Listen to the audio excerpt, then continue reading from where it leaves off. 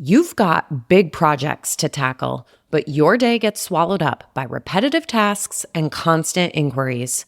It's hard to make progress when you're stuck putting out fires. That's where Element 451's AI assistants come in. Acting like an extra set of hands, you get your time back for the high-impact projects. Ready to reclaim your time? Visit element451.com/AI team to learn more.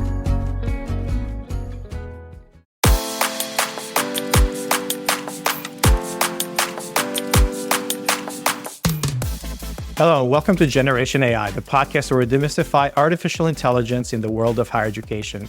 I'm your host, Ardis Kadiu, joined by my insightful co-host and very good friend, JC Bonilla. Hey, JC, how's it going? Ardis, it's good to see you, my friend. It's awesome to be back home after spending so much time together. So we had a really productive week, lots of laughs, lots of socializing at work and outside work. So I'm pumped to start a new week with you, my friend. Yeah, it was great. It was great having you in person here and spending some time. So lots of exciting things that are happening at Element. And everybody who is in the journey of the benefits of remote work, hybrid work, I just got to tell you that remote work is awesome. It's very efficient, but nothing beats sometimes the depth of work that you can do with seeing a friend or a coworker in the morning, at night, and the casual running in the bathroom and it becomes a meeting. So that was very, very exciting. So excited that I get to spend that with you and a lot of the Element team. Are you saying that you're going to move here to Raleigh now? Is that what I hear? Neil, my wife, do not listen to this, but I came out really positive about that visit. So okay, all right. Hey, listen, it's a build up. We're gonna take a while. I know. Ardis, we have a super interesting topic today. Always contemporary, based on the news, but it could take us back to engineering 101, right? So you said we need to do something about scaling, right? So awesome. Let's go deep. But I wanted to ask you a question so you can ground and everybody listening could hear that kind of mental framework. We're going to talk about AI scaling, but what is scaling, right? So in semiconductors, it was this idea that you double the amount of transistors in a chip, and then it gives you even more benefits, right? So this is the idea of how it's scaled and they compute power and multiple things. But today, the AI world is not only about fast, it's also about smart. So can you ground the conversation about what AI scaling looks like and feels like?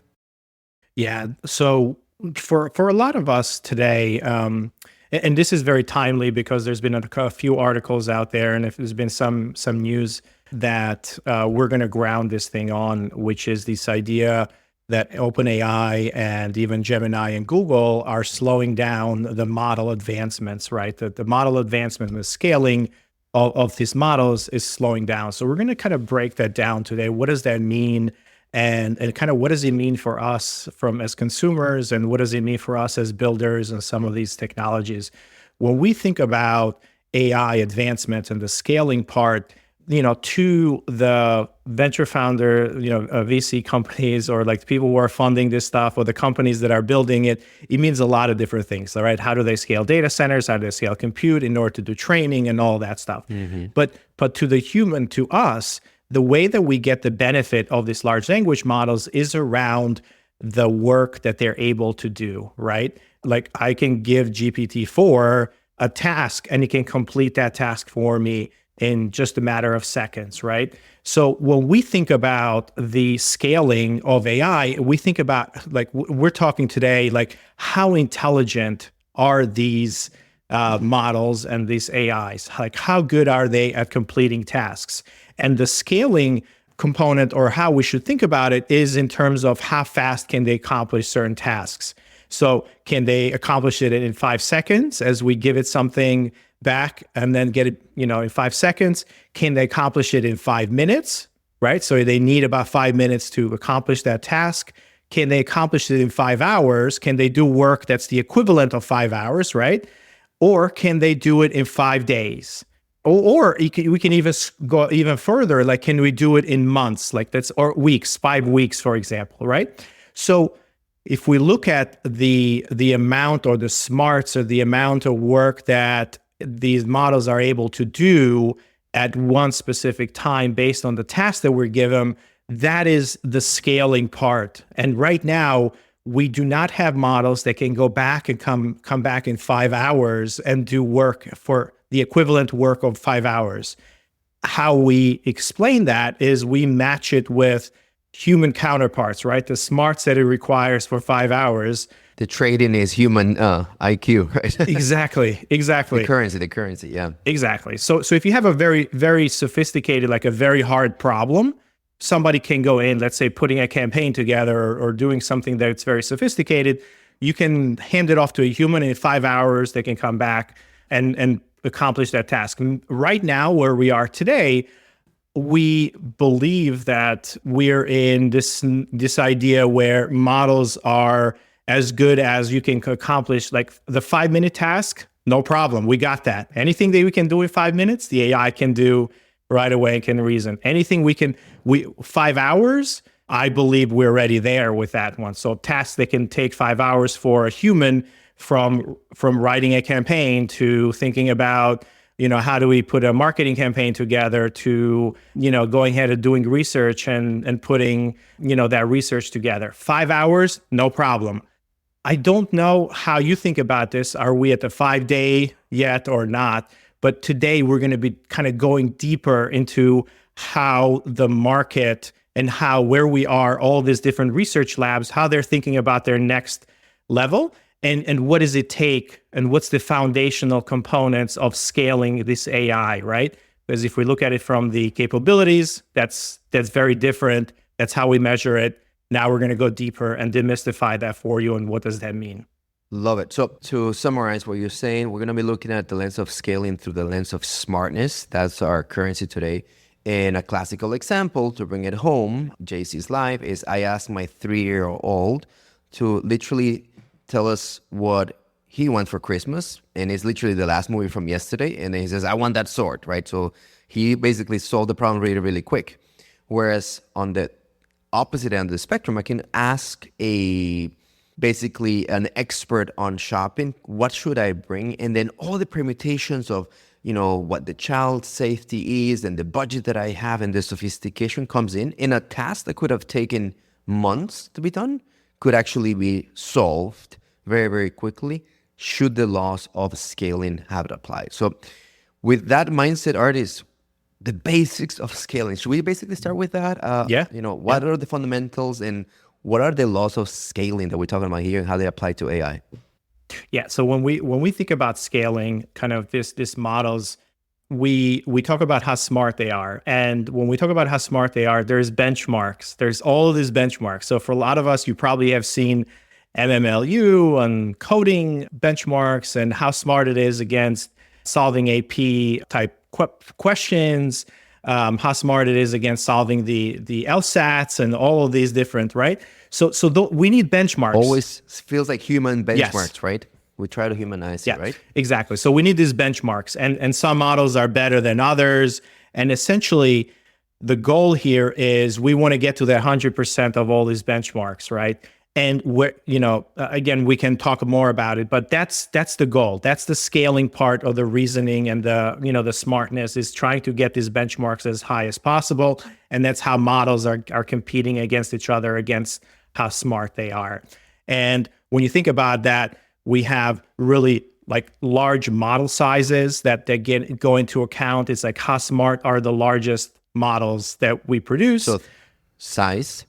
Yeah, exactly. So size is one of them. Again, the larger these models, the smarter they are. We call them frontier models.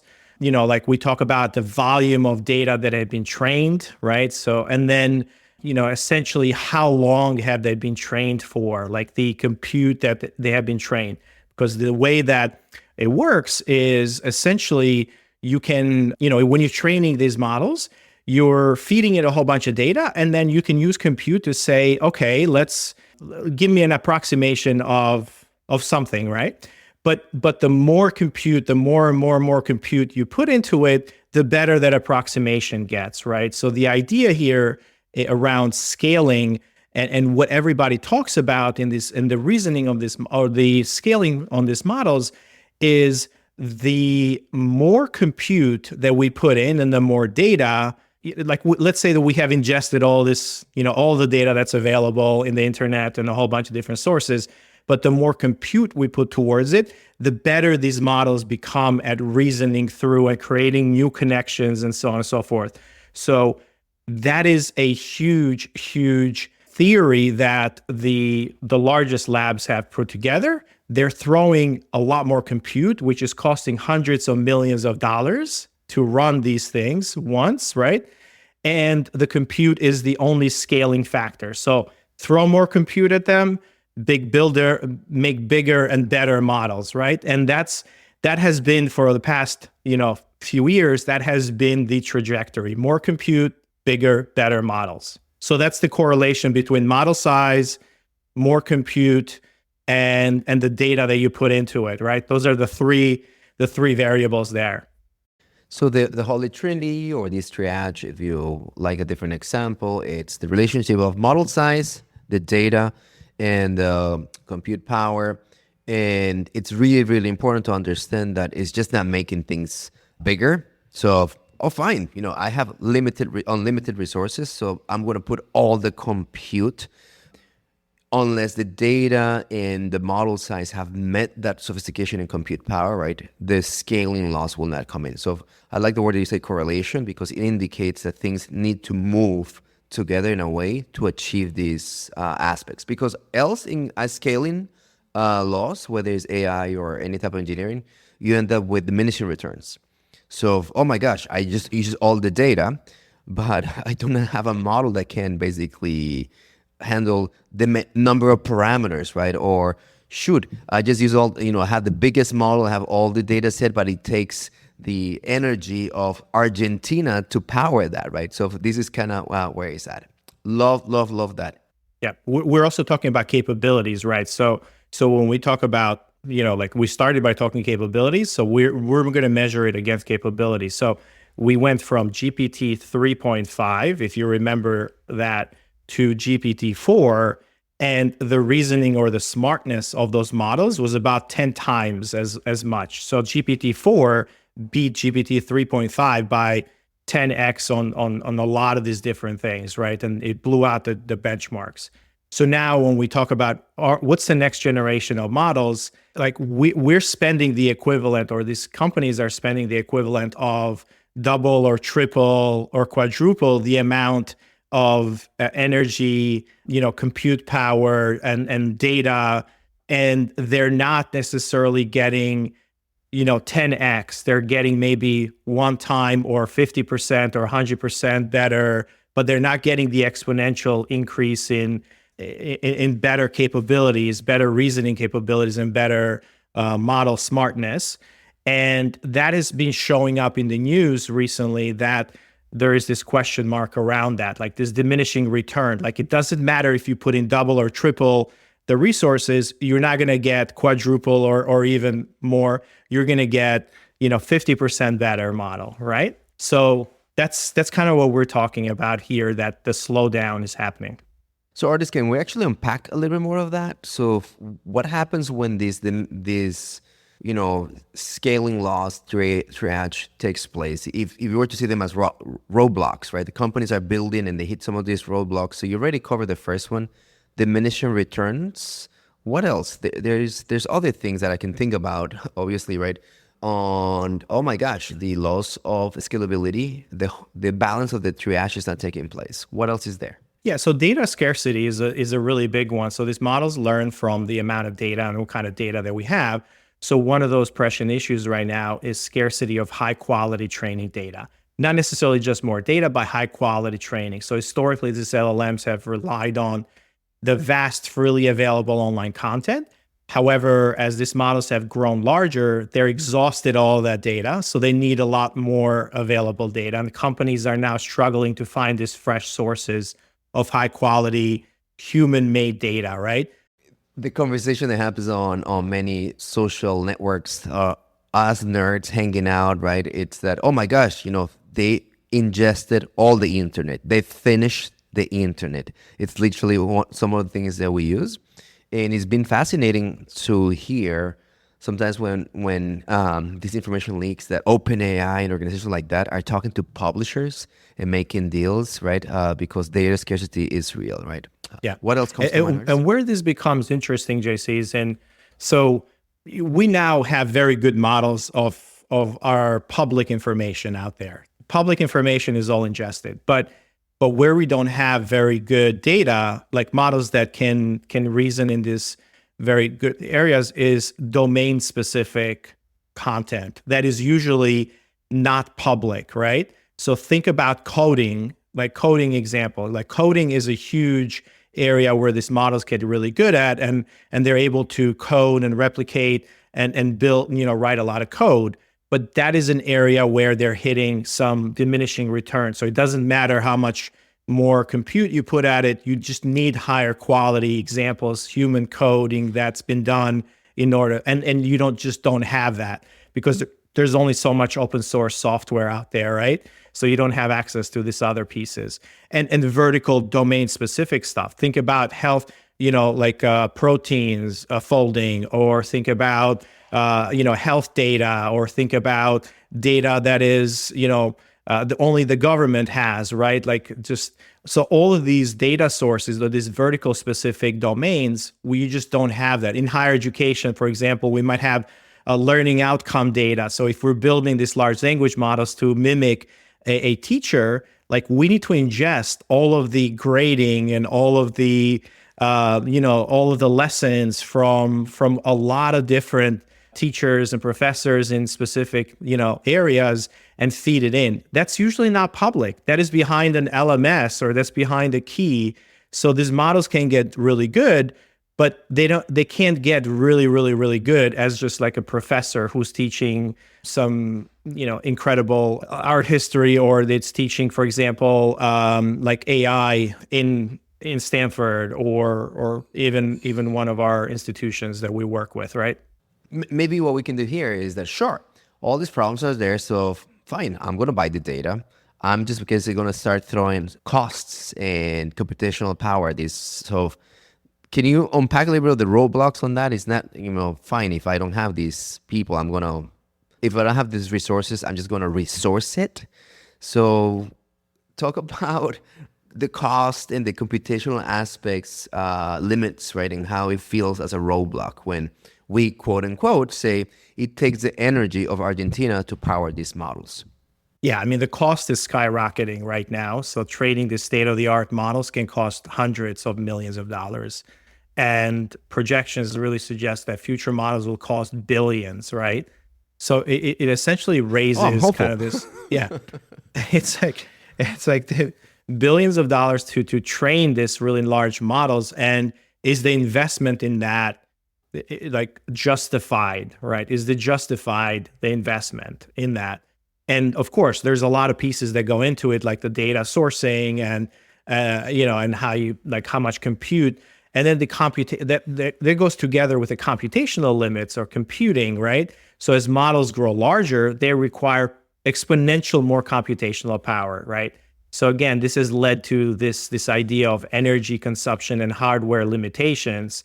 We talked about how Elon XAI has built the largest supercomputer with 100,000 NVIDIA GPUs, and it's set to double that again. But the source of power for that is incredible. And as we need more and more of these large data centers and large computing, the computational limits hit not just like this H100, this NVIDIA chips, they're not available to everybody, right? So everybody is going in for a very scarce resource. Even if you have the money, you can't just buy it because they only produce so many, and Chinese companies can't have it, so they allocate it very differently. So it's like you just don't have enough compute. Think about, I heard something yesterday where Stanford or Berkeley AI lab only has like less than 100 GPU cluster, where the XAI is 100,000 GPU cluster. So So it's like, how are these institutions or higher education institutions that are supposed to do breaking research on AI when they don't have the compute power to essentially, build on this large language, this larger models. So the compute power is a very limiting factor on how you research and how you build better models, and energy becomes really important to that. We talked about how all of these companies now are going for how do we get nuclear power to feed the data centers and so on and so forth. So both of those are correlated, right? They're correlated in the sense that we're hitting a hardware breakthrough, upper limit, and we're hitting which we call it a compute, but also we're in the next couple of years, we're going to build a lot more of that compute, but the energy that requires to power them we're going to limit. And we're hitting a data limit as well. It's like high quality data. Where do we get that? We're hitting those limits on all those different areas. So maybe a good segue to chat about how these roadblocks are mitigated, right? One of my favorite topics in data mitigation strategies, right, is synthetic data generation, right? The fact that these algorithms are so good for training a feature that doesn't exist, it means that as I have ingested all the data, aka all the internet, and I have bad quality data, companies like Meta and OpenAI are building models just to generate training data sets, right? Because think about it, although Shakespeare did not write technology reviews, how does a technology review in a Shakespearean style look like? So a really silly example gives you a perspective of a new corpus of data that has the nuance of technology write-up written very differently, right? So this is just basically the art of the possible that models like this can churn out new corpus of data that can be ingested, and it addresses the data scarcity. What's the problem? Obviously, that we know about hallucinations. Sometimes I could be ingesting data that is a little crazy, and literally in a Shakespearean tech review, you can come and say, kill all the competition, maybe very Shakespearean in a sense, but not what we want. And we just need to be mindful that having the human generated content sometimes is a messy process. It's chaotic, and the algorithms may be replicating that in the new synthetic data sets, right? Yeah, exactly. So look, there's a whole bunch of different techniques and things that we can come in and we can talk about. Should we just hit a few of them that we can kind of discuss? Go for it. Yeah. So the data part is also interesting, but this idea of, I'm going to go through a whole bunch of techniques or things that, might be a little bit geeky, but I feel like it's really important. So you have this notion of training data. So at the time that you're training and the pre-training, like you just put all the data in there, but then there is this, the models don't have to be smart out of the gate, right? Like they can also have thinking abilities and, additional components that they can use more compute, while you ask questions. So there's a lot of different techniques. I'm going to go through a few of them, right? So this idea of hyperparameter tuning, like one of these traditional methods that it's hyperparameter tuning, which really involves adjusting settings that control how the model learns from data during pre-training. So this is really around, this is like, how does the model adapt to specific tasks? And Google has been really focusing on these optimizations, right, to improve the model performance during that pre-training. So it can be resource intensive, but also yields very specific gains in efficiency in certain areas. So think about how they're fine-tuning it for different kind of verticals, right? It's like how it's really, really good for those different verticals, like, which is pretty cool. I was explaining hyperparameter tuning to my family the other day, and I found a great example. So everybody, this is helpful. Think about the settings of your dryer or your washer, and it's basically the type of clothing and how many stains. You have all these parameters, but now all these devices are coming with what's called an AI enabled. So it would read the weight that you have and, the temperature, if it's white and things like that, and will program itself to tell you this cycle should be 2 hours long at this temperature and this type of water components. And that basically where the algorithm picks the parameters it has to give you the best outcome as it reads. Yeah, exactly. Hyperparameters with laundry. Keep on going, Ardis. This is awesome. Yeah, also things like data deduplication, right? We talked about like how good are these models at, like what's the quality of the data that we're feeding them? So removing duplicates from the training data, like that's a really big one. What we talked about also this post-training fine-tuning part. So essentially post-training techniques such as fine-tuning, they're really, really good, and they're very good about, specific needs around these massive data sets. But it also involves making adjustments to the model for, after training to improve it in specific tasks like coding or answering questions. And really this method relies on annotated data that really helps the model guide them to better output. Think about this as those few prompt examples that we tend to do in prompt engineering, where you give them examples. In this case, now think about giving them hundreds of thousands or even millions of examples in this stages, and developers are increasingly focusing on enhancing these models by annotating them and making them specific to different tasks, right? When artists use the word annotation, everybody think about a human coming in, most likely, and say, this is awesome, this is not so great. Yeah. And algorithms are really good at using that feedback and say, oh, awesome. So let me produce more awesome type of thing. So annotation, it's a way to start looking at this human feedback component of it. Yeah, exactly. We talked about synthetic data that you mentioned, JC, and this is a huge, huge one. Synthetic data, like how do you build synthetic data? But with synthetic data, they have found some diminishing return around that. So they need to build better synthetic data components around it. And Google is focusing quite a bit on that. Llama has been doing a lot of that, as well. So the generation of this synthetic data is becoming better and better, but it's going to really feed into that.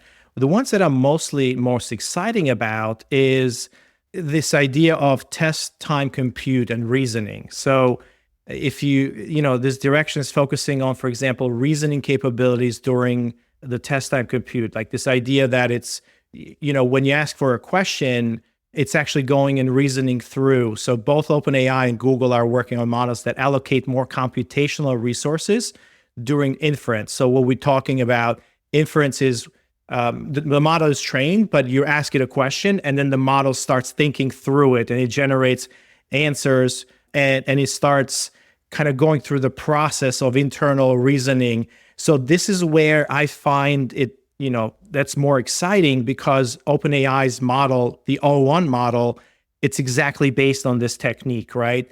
How do you reason about and how do you think about? But this requires very high quality data that we talked about, because if the model hasn't really seen how to reason about certain tasks or certain topics, or like, I believe this is the biggest unlock that we're going to have, is you tell a model, hey, I need you to accomplish this.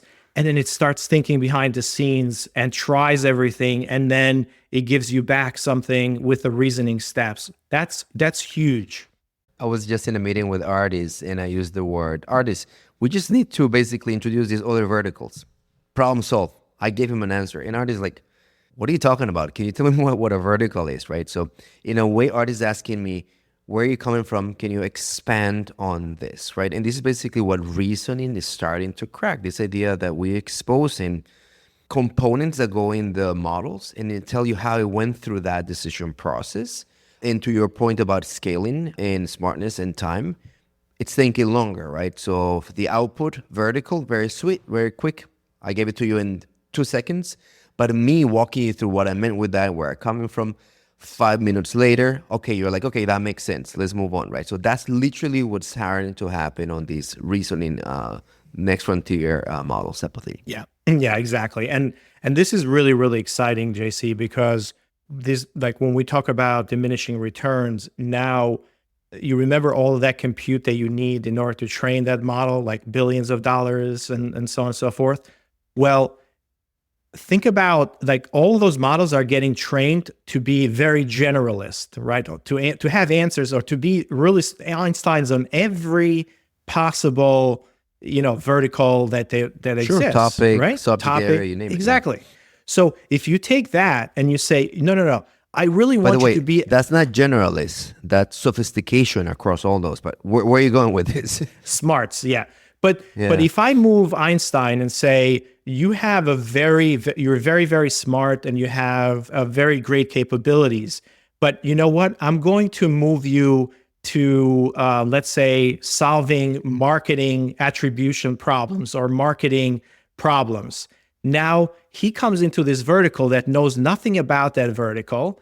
And by going back and forth with material, I can ask him a question about like, what is the most optimal channel to go and spend this money on?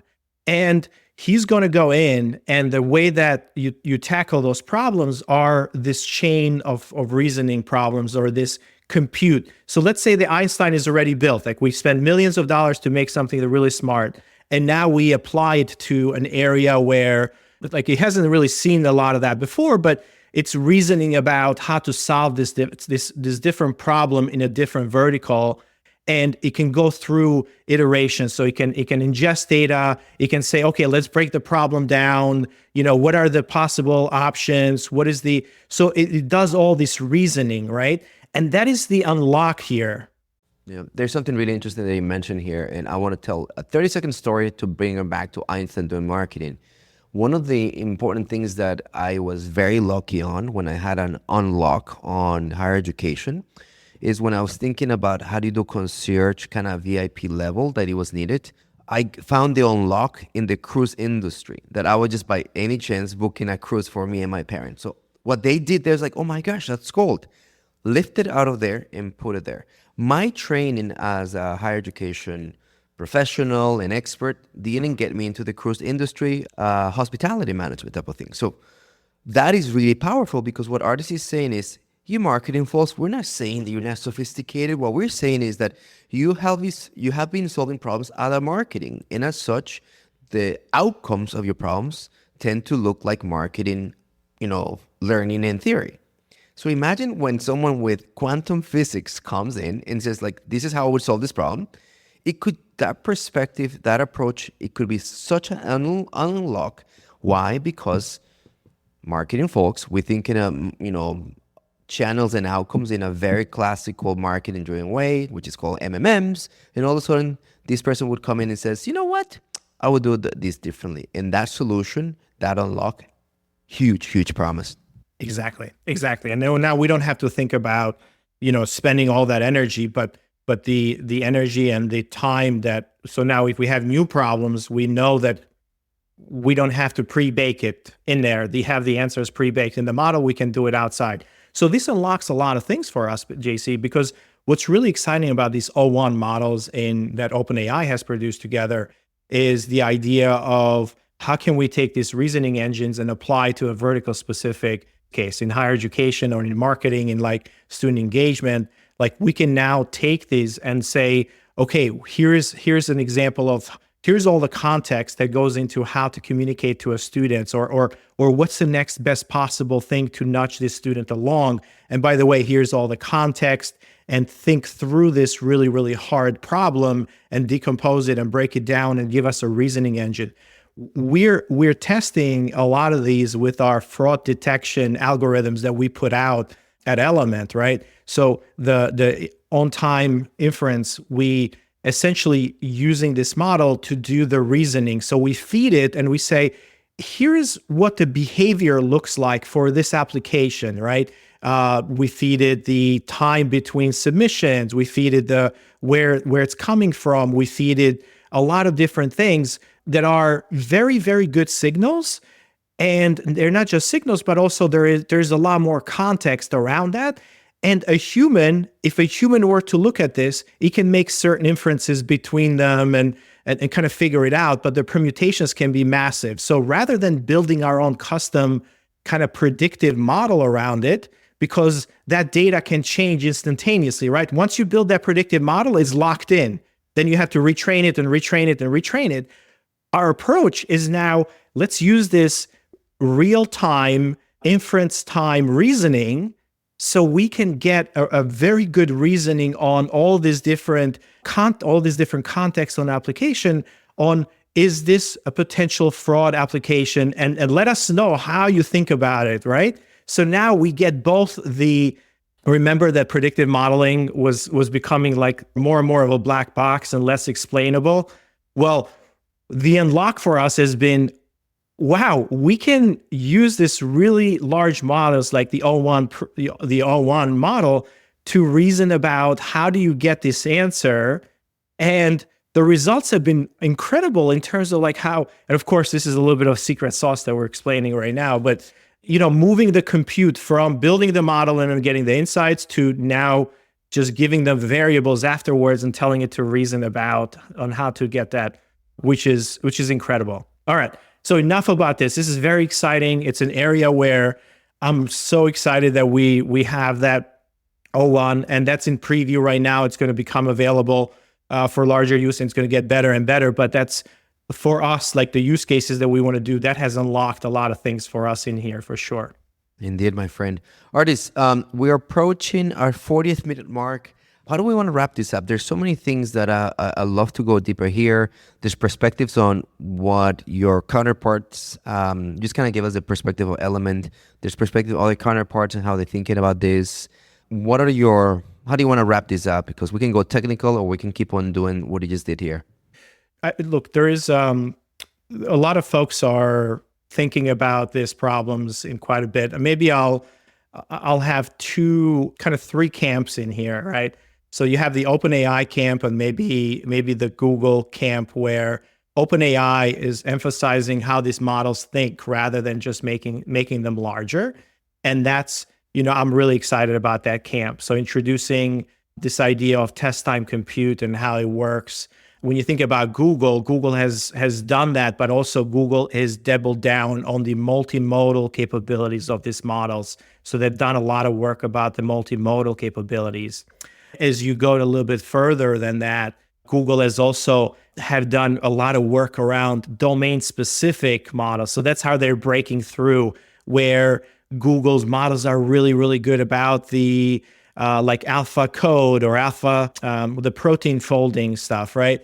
So like all of that, like those domain specific, Google has been really good. And then you look at Meta with Jan LeCun, and he's been saying you can't get to AI, to artificial general intelligence with these transformers because you're going to hit these limits. And what they're doing is they're kind of exploring different architectures, and they're also thinking about what they call like world models, right? It's like, how do you train these models based on world data, and then synthetically training them on that world data. So very, very, very exciting opportunities here for us. And then you look at XAI with like the social, it's like thinking about like AI, like truth-seeking AI, like, right, building models that are truth-seeking and kind of deriving first principles thinking around, like how something is physically possible, but just going down to the truth component. So very interesting approaches, but, nothing is slowing down from my perspective. It's, if anything, now we're seeing solving of the problems into more specific domains. That's a really good point. And that's really exciting, right? I mean, we're getting to the point where these generalized models are getting really good, but does it make sense to invest a lot more billions of dollars on them? A lot of companies don't have the deep pockets, so it's only going to be maybe one or two companies that are going to do that. But then the specialization part and how we're able to build on them is going to be very, very cool. That's a really good point. I did not see it this way until now that we had this conversation, Ardis. The perception that things are slowing down may be creeping up in some of us. It was not as exciting as it was before, or like, oh, you just drop this and you drop those other things, like very iPhone type of thing, where you say like the incremental improvement is not tangible. So they just always remember that some improvements are on the alignment of one of the trifecta, one of the verticals on compute and things like that. And then together you start seeing basically tremendous progress, right? But sometimes you need to improve on one to get the other one, right? Because using this soup analogy, you have a delicious soup, you just don't throw more water at it to serve more people, right? You need to start bringing that scaling component to a delicious soup. And that's literally what's happening here. Many improvements are addressing one of the verticals, either is compute, training, or models, and it's exciting to see it that way. This was great. I love how you went technical and deep in some of them and brought it back to Element and some of our basically next frontier partners and what they're thinking about it. So thanks for that, my friend. Yeah, gets me really excited as we kind of digest this data. You can keep on going for 3 hours here, right? Exactly. All right, everybody. If you have any questions around this, we're always available. So comment everywhere you listen to this podcast, rate us, and write a review for sure. We hope you've enjoyed this one as we geek a little bit more around model capabilities. Until next time, everybody. Bye, everybody. Generation AI is part of the Enrollify podcast network. If you like this podcast, chances are you're going to like other Enrollify shows too. Our podcast network is growing weekly, and we've got a wide range of marketing, enrollment, and higher ed technology shows that are jam-packed with stories, ideas, and frameworks, all designed to empower you to be a better higher ed professional. Our shows help higher ed leaders and professionals like you find their next big idea. They feature a selection of the industry's best as your hosts, like Jamie Hunt, Seth Odell, Jenny Lee Fowler, Brian Gross, and many of your favorite leaders in higher ed. Enrollify is made possible by Element 451, the next generation AI student engagement platform that's helping institutions all over the country create meaningful, personalized, and engaging connections with their prospects and students. Learn more at element451.com.